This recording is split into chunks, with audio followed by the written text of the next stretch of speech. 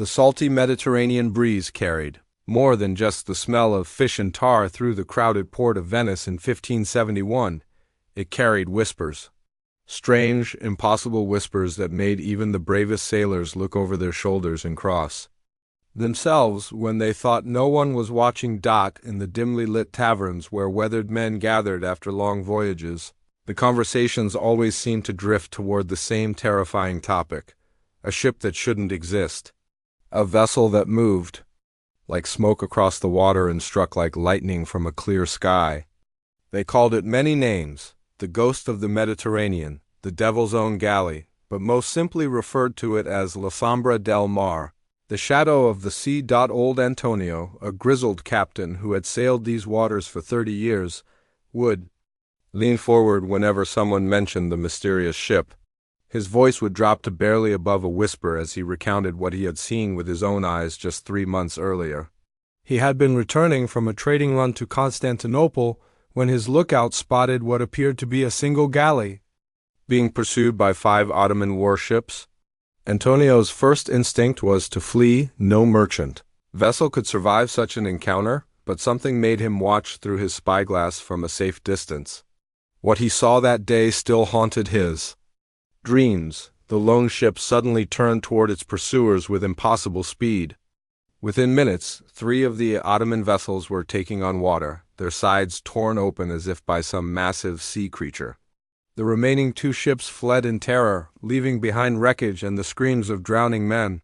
It moved like no ship I've ever seen, Antonio would tell anyone willing to listen. Fast as a racing galley but armed like a fortress. And the way it struck, like it could see the future and knew exactly where to hit. But for every believer like Antonio, there were 10 skeptics. Captain Francesco Morosini, one of Venice's most respected naval commanders, would wave his hand dismissively whenever the stories reached his ears. "Sailors have been telling ghost stories since the first man put to sea," he would say. "Fear makes men see monsters where there are only shadows." The Ottoman Empire's naval leaders were equally unconvinced. Grand Admiral Muhsin Ali Pasha had built the most powerful fleet the world had ever seen, over 300 vessels of various sizes, manned by the finest sailors and marines in the Sultan's service. When reports of the mysterious ship reached Istanbul, Ali Pasha laughed openly at his intelligence officers. "One ship?" he had scoffed during a council meeting. "One ship is supposed to threaten an armada that rules the entire eastern Mediterranean?" These Christians grow more desperate in their fantasies each day. But the stories kept coming. A Genoese merchant reported seeing a strange galley emerge from morning fog near Crete, destroy 2 pirate vessels in less than an hour, then vanish back into the mist before anyone could get a closer look. A group of Spanish fishermen swore they witnessed a ship moving against the wind at impossible speed, its bronze cannons glinting in the sunset like the eyes of some sea monster. The most disturbing report came from a surviving Ottoman officer whose patrol had encountered the mysterious vessel near the island of Corfu. Lieutenant Hassan Bey arrived in Venice under a flag of truce, seeking medical treatment for wounds that no Ottoman physician could properly tend. In his fevered state, he spoke of horrors that made even hardened Venetian doctors question his sanity. "It came from nowhere," Hassan whispered to the priest giving him last rites. "We saw a single galley in the distance and moved to investigate. The captain ordered an attack. What threat could one Christian ship pose to our squadron? But when we closed the distance..." His voice trailed off as his eyes rolled back in terror. "It was like fighting the sea itself. Their cannons fired faster than ours, hit harder than anything we had ever seen. The ship moved as if the wind itself was pushing it forward while holding us back." Hassan died that night, but not before describing details that sent chills through the Venetian Naval Command. The mysterious ship's ram had been reinforced with some kind of metal plating that could punch through standard oak hulls like a sword through parchment. Its cannons were mounted on swivel systems that allowed for rapid repositioning and continuous fire. Most unsettling of all, the crew seemed to know exactly where to strike for maximum damage, as if they had studied Ottoman ship construction for years. While the stories spread through the Mediterranean like wildfire, a different kind of activity was taking place in a hidden shipyard on a small island near Venice. Behind high walls and under heavy guard, an elderly man worked day and night on something that would either be remembered as the greatest achievement in naval engineering or the most expensive failure in maritime history. Giovanni Battista had spent his entire life studying ships. As a young apprentice, he had memorized every line and curve of Venetian racing galleys. As a master craftsman, he had examined captured Ottoman vessels to understand what made them so effective in battle. As an old man with more knowledge than time, he had begun to imagine something entirely new.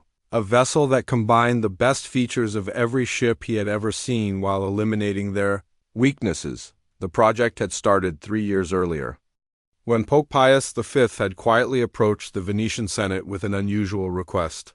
The Holy League, an alliance of Christian nations, was preparing for what everyone knew would be the largest naval battle in history. The Ottoman Empire was expanding aggressively westward, and soon the two great powers would clash in a fight that would determine the future of Europe. "We need an advantage," the Pope's representative had explained to the gathered Venetian nobles. "Something the Ottomans won't expect and can't counter. Something that will turn the tide when all seems lost." Giovanni Battista had been recommended as the only man capable of creating such a miracle. His reputation for innovation was matched only by his reputation for eccentricity. Other shipwrights followed traditional designs that had worked for centuries, but Giovanni saw those traditions as limitations to be overcome rather than wisdom to be preserved. The ship taking shape in his secret shipyard defied every conventional rule of naval construction. It was longer than a standard galley, but somehow lighter. Its hull incorporated design elements stolen from Ottoman engineering but improved with Venetian craftsmanship. The cannon placement followed no existing pattern, instead reflecting Giovanni's mathematical calculations about optimal firing, angles, and reload times. But the most revolutionary aspect of the ship was its propulsion system. While other galleys relied purely on wind or the muscles of chained rowers, Giovanni had designed something that combined both in ways that multiplied their effectiveness. The sail configuration could catch wind from almost any direction, while the rowing arrangement allowed for burst speeds that would leave pursuing vessels far behind. As 1571 progressed and tensions between the Ottoman Empire and the Christian coalition reached a breaking point, the stories of the mysterious ship became more frequent and more detailed. Some claimed it had been spotted simultaneously in locations hundreds of miles apart, leading many to conclude that there must be multiple vessels or that the entire phenomenon was nothing more than mass hysteria. But deep in his hidden workshop, Giovanni Battista smiled whenever he heard these reports. His creation was real, and soon the entire world would know it. The legend was about to become reality, and when it did, the balance of power in the Mediterranean would shift forever. The question was no longer whether the mysterious ship existed, but whether it could live up to the impossible expectations that the stories had created. The morning sun cast long shadows across the secret shipyard as Giovanni Battista ran his weathered hands along the smooth bronze of what would soon become the most feared weapon on the Mediterranean Sea. At 72 years old, his back ached constantly, and his eyes required spectacles for detailed work, but his mind remained as sharp as the day he first picked up a compass and ruler. 50 years ago, the old shipwright had not always been a revolutionary. In his younger days, he had followed the traditional methods passed down through generations of Venetian craftsmen. Build ships the way they had always been built. Use oak from the same forests, follow the same proportions, mount cannons in the same positions. It was safe, predictable, and ultimately limiting. Everything changed the day Giovanni examined his first captured Ottoman galley. The year was 1565, and Venetian forces had managed to seize an enemy vessel largely intact after a skirmish near Cyprus. While other shipwrights focused on obvious features like size and armament, Giovanni spent weeks studying every detail of the foreign construction. He crawled through the hull, measured angles, tested the flexibility of joints, and slowly began to understand why Ottoman ships moved differently through the water. "They think about the sea as a partner, not an enemy," he had written in his private journal that night. "We Venetians try to force our way through the waves. The Ottomans find ways to work with the water's natural flow." That revelation had started Giovanni on a path that would consume the rest of his life. He began collecting information about every type of vessel that sailed the Mediterranean. He studied ancient Roman engineering texts, interviewed Arab traders about their ship designs, and even convinced a few retired pirates to share their knowledge about fast, maneuverable raiding vessels. His notebooks filled with sketches that seemed to come from a madman's dreams. Ships with hulls that curved in impossible ways. Cannon arrangements that defied traditional wisdom about balance and weight distribution. Sail configurations that promised to catch wind from directions that should have been useless. Other shipwrights who saw his drawings shook their heads and whispered that old Giovanni had finally lost his mind, but Giovanni's reputation for successful innovation had earned him powerful supporters. When Pope Pius V decided that the Holy League needed something extraordinary to face the Ottoman threat, Giovanni's name was the first suggested. The meeting between the aging craftsman and the Pope's representatives had taken place in absolute secrecy, in a chapel barely large enough for 3 people. "We need a miracle," Cardinal Alessandro Farnese had explained simply. "The Ottoman fleet outnumbers ours, their ships are battle-tested, and their crews have conquered half the known world. Unless we can find an advantage they don't expect, this war is already lost." Giovanni had listened carefully before responding. "Give me 3 years, unlimited funds, and the best materials you can provide. I will build you something that will change naval warfare forever." The promise had seemed impossible, but Giovanni's track record of turning wild ideas into practical reality had convinced the cardinal to take the risk. Within weeks, workers were clearing a remote island and constructing walls high enough to hide whatever Giovanni planned to create. The ship that slowly took shape over the following months was unlike anything that had ever floated on the Mediterranean. Giovanni had started with the best features of Venetian racing galleys, their speed and maneuverability, and added the firepower and durability of Ottoman warships. But instead of simply combining existing designs, he had reimagined how a ship should work at the most basic level. The hull followed curves that Giovanni had calculated using mathematical principles borrowed from ancient Greek geometry. The result was a shape that cut through water with minimal resistance while remaining stable in rough seas. The keel incorporated iron reinforcements that would allow the ship to ram enemy vessels without suffering critical damage to its own structure. Giovanni's cannon arrangement was perhaps his most radical innovation. Instead of mounting guns in fixed positions along the sides, he had designed swivel systems that allowed rapid repositioning during battle. The bronze cannons themselves were crafted by the finest metalworkers in Venice, following specifications that Giovanni had developed through years of studying captured Ottoman artillery, but the ship's most closely guarded secret was its propulsion system. Giovanni had spent months studying wind patterns in the Mediterranean, analyzing how air moved across water under different conditions. His sail design could capture and redirect wind in ways that gave the ship an advantage regardless of weather conditions. Combined with an innovative rowing arrangement that maximized the power of each stroke, the vessel could achieve speeds that seemed physically impossible. As construction progressed, Giovanni faced the challenge of finding a crew capable of handling such an advanced weapon. Traditional naval officers were trained in conventional tactics that wouldn't work with his revolutionary design. He needed someone who understood both innovation and combat, someone willing to risk everything on unproven methods. The answer came from an unexpected source. Captain Alessandro Fortuna had once been one of Venice's most promising young naval officers, but a disastrous defeat 3 years earlier had destroyed his career and reputation. The loss of 2 ships and over 100 men to a smaller Ottoman force had marked him as either unlucky or incompetent. Possibly both. Giovanni had followed the story with interest, not because of the defeat itself, but because of how it had happened. Alessandro had attempted a new flanking maneuver that should have worked according to conventional naval wisdom. The fact that it failed suggested either that the Ottomans had developed new counter-tactics or that conventional wisdom was no longer adequate for modern naval warfare. When Giovanni approached Alessandro with an offer to command the experimental vessel, the disgraced captain's first reaction was suspicion. Why would you trust a man who already failed Venice once? He had asked during their secret meeting in an abandoned warehouse. Because, Giovanni replied, you're the only captain. I know who's willing to try something new even when everyone tells you it won't work.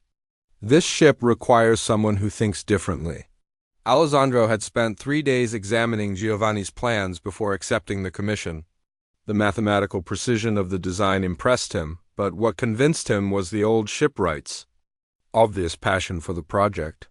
This wasn't just another weapon of war, it was the life's work of a man who had spent decades preparing for this moment. Recruiting the crew had taken months of careful selection. Alessandro and Giovanni looked for men who combined combat experience with the flexibility to learn new methods. Many were veterans of previous Ottoman conflicts who had first-hand knowledge of enemy tactics.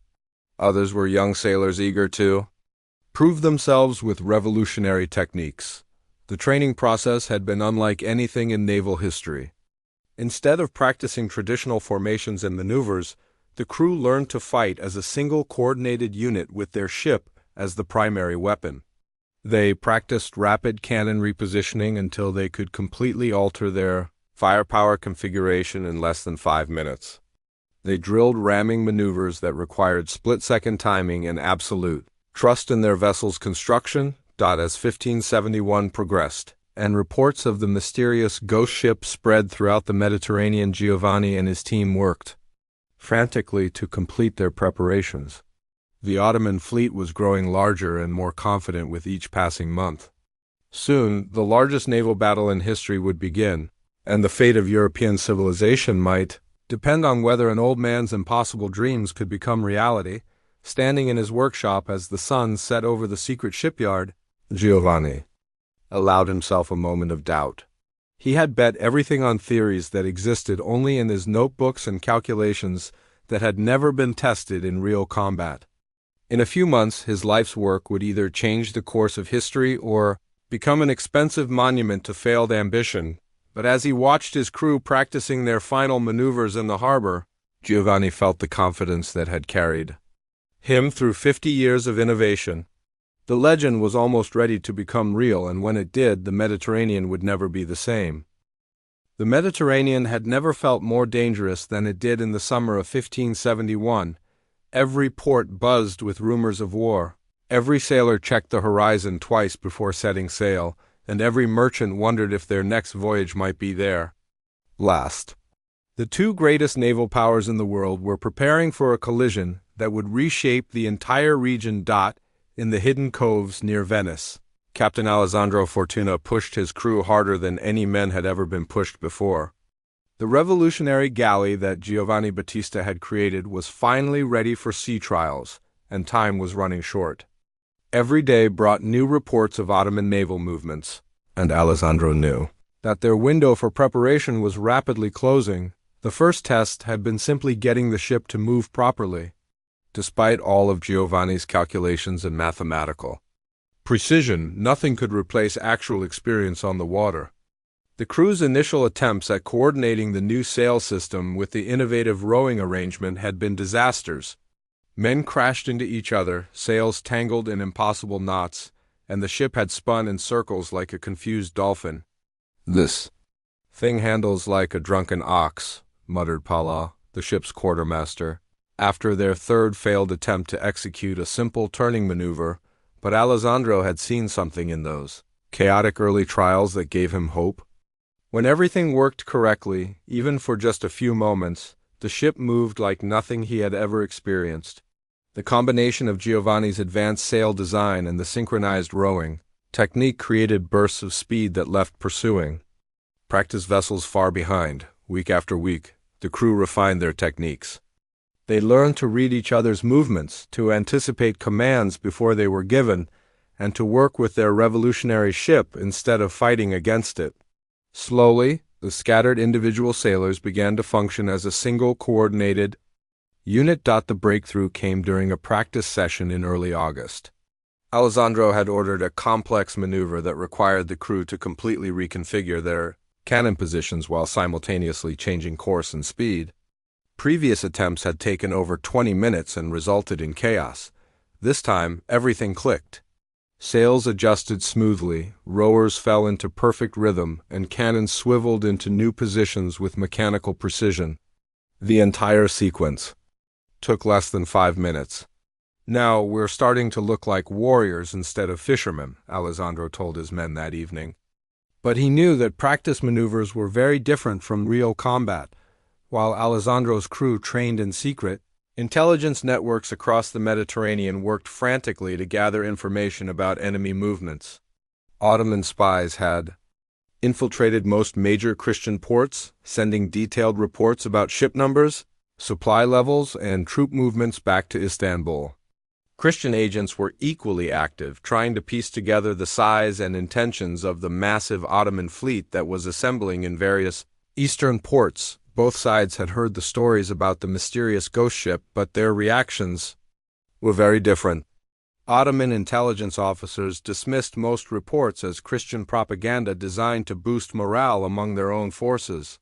"They want us to believe they have some secret weapon," wrote one spy in a coded message. "But we have seen their ships and none are superior to our own vessels." Christian commanders were equally skeptical, but for different reasons. Most had no knowledge of Giovanni's secret project and assumed the ghost ship stories were either Ottoman disinformation or the product of sailors' overactive imaginations. Only a few high-ranking officials knew the truth, and they had been sworn to absolute secrecy. Grand Admiral Muhsinzad Ali Pasha was confident that his fleet was unstoppable. Over 300 vessels of various sizes had been assembled, crewed by experienced sailors and marines who had conquered territories from North Africa to the eastern Mediterranean. The admiral had personally inspected many of the ships and was satisfied that they represented the finest naval force ever assembled. "Let the Christians bring their entire fleet," Ali Pasha had declared during a council meeting in Istanbul.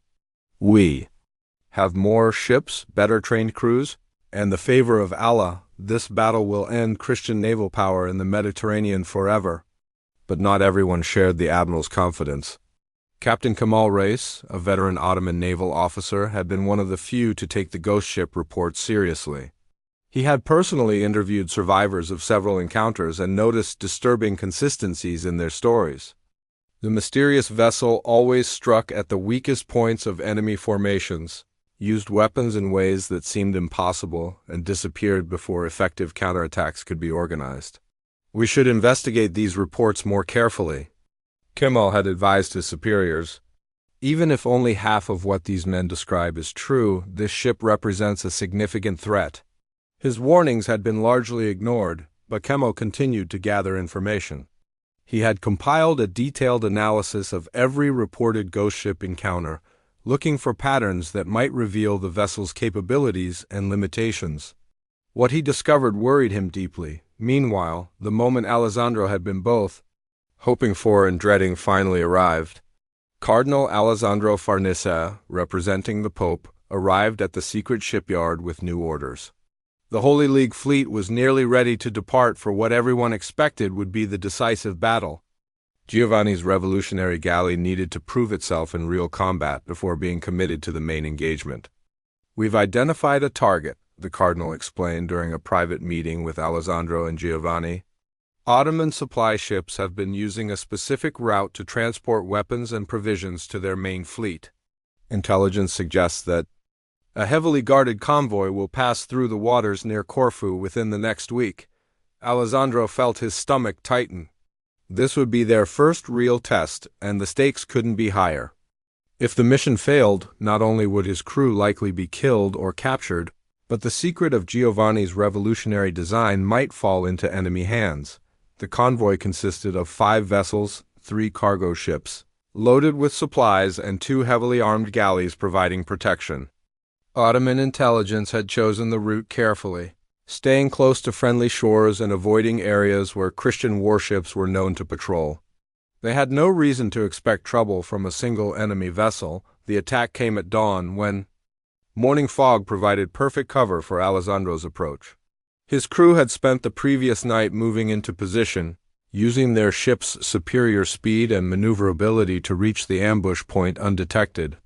As the Ottoman convoy emerged from a narrow channel between two small islands, La Sombra del Mar was waiting like a predator in the mist. What happened next exceeded even Giovanni's most optimistic predictions. The revolutionary galley burst from the fog bank with impossible speed, its bronze cannons already trained on the lead escort vessel. The first volley of shots punched through the Ottoman ship's hull with devastating effect, causing it to list heavily within minutes. Before the second escort could react, Alessandro's ship had already changed position and angle of attack. The swivel-mounted cannons, repositioned during the turn, unleashed another precisely aimed barrage. The Ottoman captain, trained in conventional naval tactics, tried to close the distance for traditional boarding action, but found himself pursuing a target that moved like quicksilver across the water. The cargo ships, lacking heavy armament, could only watch in terror as their escorts were systematically destroyed. Within 2 hours, both protective galleys had been reduced to sinking wrecks, and the supply vessels had surrendered without a fight. But perhaps the most important aspect of the encounter was what happened afterward. Alessandro ordered his men to treat the prisoners with dignity and provide medical care for the wounded. When the Ottoman survivors were eventually released, they carried with them stories that would spread throughout the enemy fleet like wildfire. It was like fighting a sea monster, one wounded Ottoman sailor later told his captains. The ship moved against the wind, struck from impossible angles, and vanished back into the fog before we could even understand what was happening. These first-hand accounts reached the highest levels of Ottoman command, but the response remained divided. Some officers began to take the ghost ship threat seriously, while others maintained that the survivors were exaggerating their experiences to excuse a humiliating defeat. As news of the successful ambush reached the Holy League commanders, Alessandro and his crew returned to their secret base to prepare for the greatest challenge of their lives. The main Ottoman fleet was approaching, and soon the largest naval battle in history would begin. The legend had proven itself in its first real test, but the ultimate confrontation was still to come. October 7, 1571 dawned with an eerie calm that made every sailor on both sides feel uneasy. The Gulf of Patras stretched out like a mirror, reflecting the morning sky so perfectly that it seemed as if two heavens were about to witness the clash.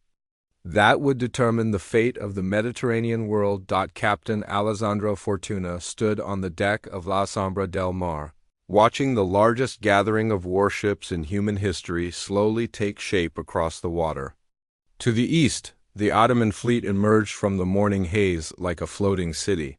Over 300 vessels of every size and description spread across the horizon, their colorful banners and gleaming bronze cannons creating a sight that would have been beautiful if it weren't so terrifying.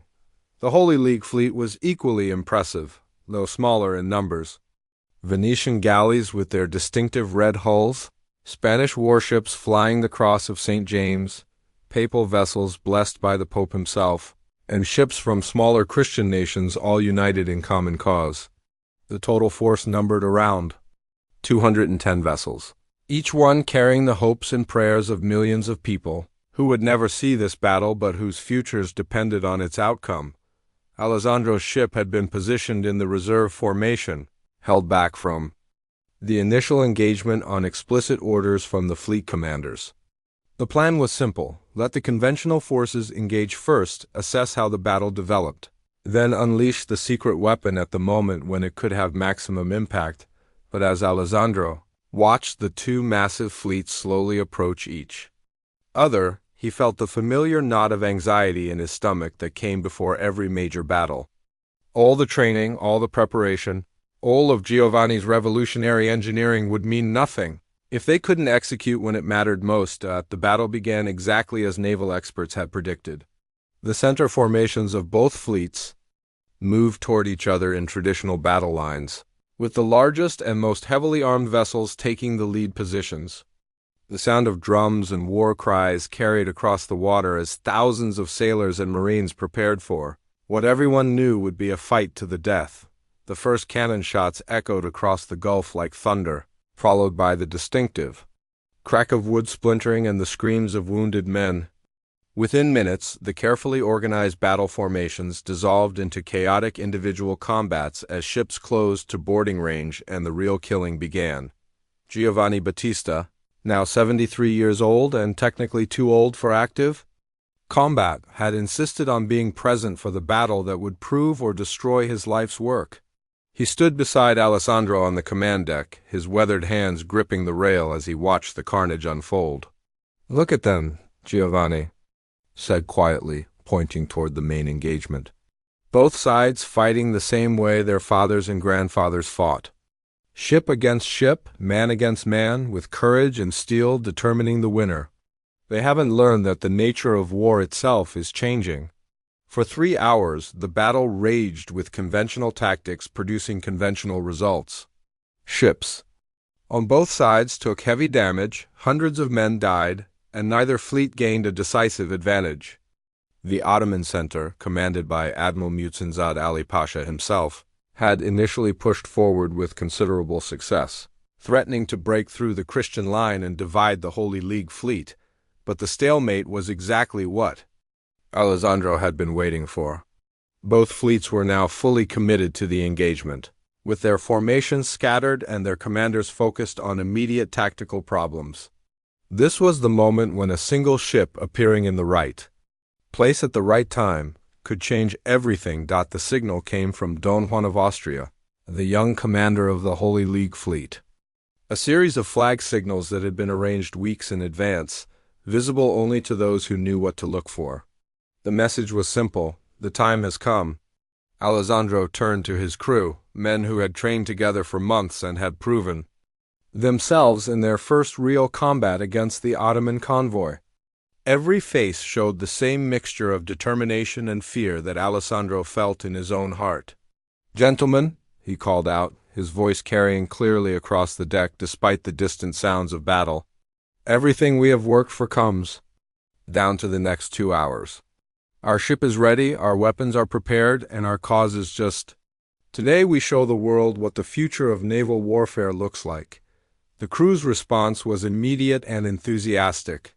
These men had seen what their revolutionary vessel could accomplish, and they believed in both their captain and their mission. As La Sombra del Mar broke from the reserve formation and began its approach toward the main battle, every man aboard knew he was participating in something that would be remembered for centuries. The ship's approach caught everyone by surprise. Ottoman lookouts, focused on the conventional battle raging around the flagship, didn't notice the single galley moving toward them with impossible speed until it was almost too late to react. When they finally raised the alarm, La Sombra del Mar was already within cannon range and closing fast. What happened next shocked even Alessandro, who thought he understood his ship's capabilities. Giovanni's revolutionary design performed beyond their most optimistic expectations. The bronze cannons, firing in carefully coordinated sequences, punched through Ottoman hulls with devastating precision. The reinforced ram bow, strengthened with iron plating, split enemy vessels clean in half. Most importantly, the ship's superior speed and maneuverability allowed it to strike repeatedly while avoiding effective return fire. The psychological impact was as important as the physical damage. Ottoman sailors, trained to fight against conventional opponents, found themselves facing something that defied all their experience and training. Their cannons, aimed at where the enemy ship should have been, fired at empty water while return fire came from unexpected angles. Their attempts to close for boarding action failed as the mysterious vessel danced away from their grasp like smoke. On the wind, Admiral Ali Pasha, aboard his flagship in the center of the Ottoman formation, initially dismissed reports of the strange vessel as panic-induced exaggerations. But as ship after ship in his fleet began taking damage from an opponent that seemed to be everywhere at once, he was forced to acknowledge that something unprecedented was happening. "What is that thing?" he demanded of his officers watching through his spyglass as another of his galleys listed heavily after taking multiple cannon hits in rapid succession. "We don't know, Admiral," came the honest but unhelpful reply. "It moves like nothing we've ever seen before." Ali Pasha had built his reputation on adapting quickly to changing battlefield conditions. But this situation was beyond anything in his considerable experience. He ordered several ships to concentrate their fire on the mysterious vessel, but coordinating such an attack proved impossible in the chaos of battle. By the time his orders reached the intended recipients, La Sombra del Mar had moved to an entirely different part of the engagement. As the afternoon wore on, the impact of the revolutionary galley became impossible to ignore. Ottoman formations that had been pressing forward with confidence found themselves disrupted and scattered. Ships that should have been supporting each other were instead focused on avoiding the unpredictable attacks of a single enemy vessel that seemed to appear wherever it was least expected. The turning point came when La Sombra del Mar, having systematically weakened the Ottoman center, made a direct assault on Ali Pasha's flagship itself. The attack was audacious to the point of appearing suicidal, one ship against the largest and most heavily armed vessel in the Ottoman fleet, surrounded by supporting galleys and protected by hundreds of elite marines. But Giovanni's calculations had accounted for this exact scenario. The revolutionary galley's superior speed allowed it to close the distance before effective defensive fire could be organized. Its swivel-mounted cannons could target the flagship's vulnerable points with surgical precision. Most importantly, its crew had trained specifically for high-speed attacks. Against heavily defended targets, the assault lasted less than 30 minutes, but its effects rippled through both fleets like an earthquake. When the smoke cleared, Admiral Muhsinzad Ali Pasha was dead. His flagship was taking on water, and the Ottoman center was in complete disarray. The sight of their admiral's ship listing helplessly sent shock waves through the entire Ottoman fleet. As the sun began to set over the Gulf of Patras, it was clear that the battle had taken a decisive turn. The Ottoman fleet, which had begun the day with overwhelming confidence in their numerical superiority and proven tactics, was now in full retreat. The legend had become reality, and that reality had changed the course of history in a single afternoon. The silence that followed the Battle of Lepanto was more unsettling than the roar of cannons had been. As the last Ottoman ships disappeared over the eastern horizon, Captain Alessandro Fortuna stood on the deck of La Sombra del Mar, hardly believing what they had accomplished. The revolutionary galley bore scars from the engagement, scorched wood where enemy fire had come close, dents in the bronze cannons from hours of continuous use, and torn sails that would need immediate repair. But the ship was still afloat, still operational, and still secret. That last point was about to become the most important consideration of all. Within hours of the Ottoman retreat, Venetian officials arrived at Alessandro's position with sealed orders that had been prepared months in advance. The message was brief but clear. All evidence of the revolutionary galley's participation in the battle was to be eliminated immediately. As far as official records would show, the victory at Lepanto had been achieved through conventional tactics, superior leadership, and divine favor. But why? Giovanni Battista asked Cardinal Alessandro Farnese during a private meeting held aboard a papal galley that same evening. The old shipwright's hands shook slightly as he spoke, whether from exhaustion or emotion, no one could tell. We've proven that the design works. We could build a dozen more ships like this one and ensure Christian control of the Mediterranean for generations. The cardinal's expression was sympathetic but firm. That's exactly why we must keep this secret. If other powers learn what you've created, they'll demand the technology for themselves. If we refuse, we make enemies of our allies. If we agree, we lose our advantage. Either way, the balance of power becomes unstable again. The logic was sound, but it felt wrong to Giovanni. He had spent 3 years of his life creating something that could revolutionize naval warfare, and now that same creation was being hidden away like a shameful secret. The irony wasn't lost on him that success had made his life's greatest achievement politically impossible to acknowledge. Alessandro understood the reasoning better than Giovanni did. As a career naval officer, he had seen how quickly military innovations spread once they became public knowledge. The revolutionary galley's advantage lay not just in its advanced design, but in the fact that potential enemies didn't know such technology existed. Once that secret was revealed, every maritime power would begin developing countermeasures in similar vessels. The crew of La Sombra del Mar faced an even stranger fate. These men had participated in one of the most decisive naval battles in history, had operated the most advanced warship ever built, and had personally changed the course of European civilization. Yet they could never speak publicly about their role in these events. "We're going to be the most important people that history never remembers," joked Paula, the ship's quartermaster, as the crew prepared for what they all knew would be their final voyage together. The joke was more accurate than Paolo realized. Each crew member was quietly rewarded with enough gold to live comfortably for the rest of his life, but only on the condition that he never discuss his service aboard the mysterious vessel. Most were relocated to distant parts of the Venetian Empire, where they started new lives as wealthy merchants or landowners. A few chose to continue their naval careers, but in conventional positions that would never again offer the excitement they had experienced aboard Giovanni's revolutionary creation. The ship itself presented the most complex problem. La Sombra del Mar represented years of careful engineering and innovation, but it also represented a security risk that could never be completely eliminated as long as it existed. After much debate among the highest levels of the Holy League leadership, a difficult decision was made.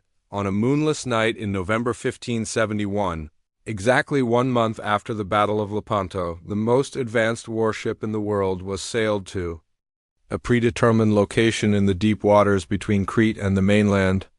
Giovanni Battista, now the only person alive who fully understood every aspect of the ship's design, personally supervised the final mission. Alessandro had volunteered to command this last voyage, but Giovanni insisted on handling the task himself.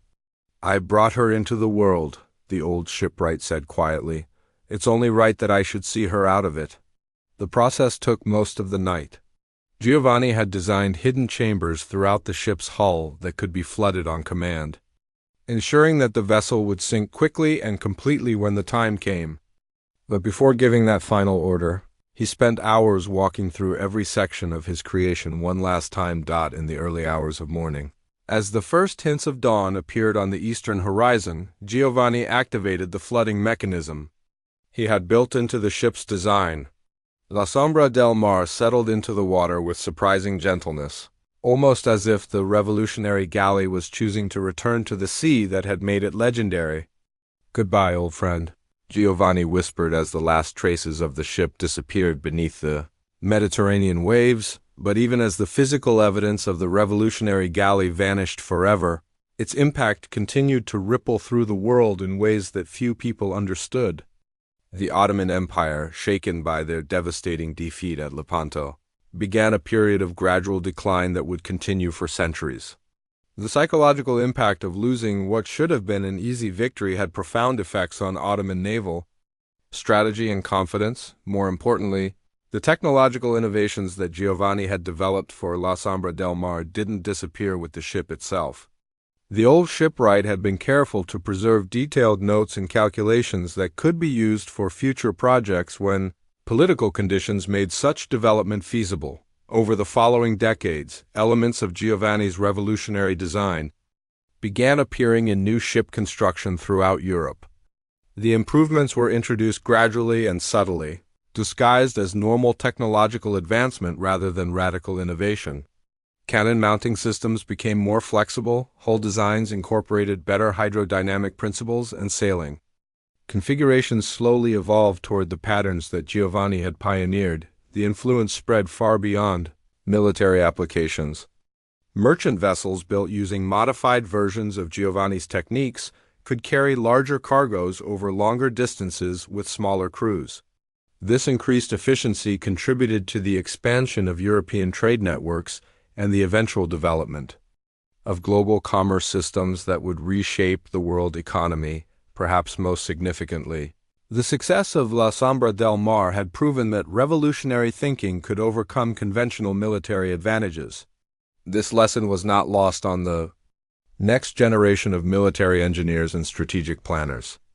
The idea that technological innovation could provide decisive advantages in warfare became a driving force behind rapid developments in artillery, fortification, and eventually entirely new forms of military technology. Giovanni Battista died peacefully in 1574, 3 years after watching his greatest creation disappear beneath the Mediterranean waves. His official obituary described him as a skilled but conventional shipwright who had contributed to Venetian naval construction for over 50 years. There was no mention of revolutionary designs, secret weapons, or battles that changed the course of history. But among the small circle of people who knew the truth, Giovanni was remembered as the man who had proved that individual genius and innovation could overcome seemingly impossible odds. Cardinal Alessandro Farnese, in a private letter written after Giovanni's death, described him as the man who saved Christian Europe with mathematics and imagination. The stories of the ghost ship gradually faded from sailors' conversations, as new legends took their place. Occasionally, an old veteran would claim to have witnessed the mysterious vessel during the Battle of Lepanto, but such tales were usually dismissed as the exaggerated memories of aging men trying to make their own participation in the great battle seem more dramatic. Yet the influence of La Sombra del Mar continued long after the last person who had seen the ship was dead and buried. Naval warfare had been fundamentally changed by Giovanni's innovations, even though most people who benefited from those changes never knew their true origin. The legend had become history, and history had proven that sometimes the most important revolutions are the ones that remain forever secret.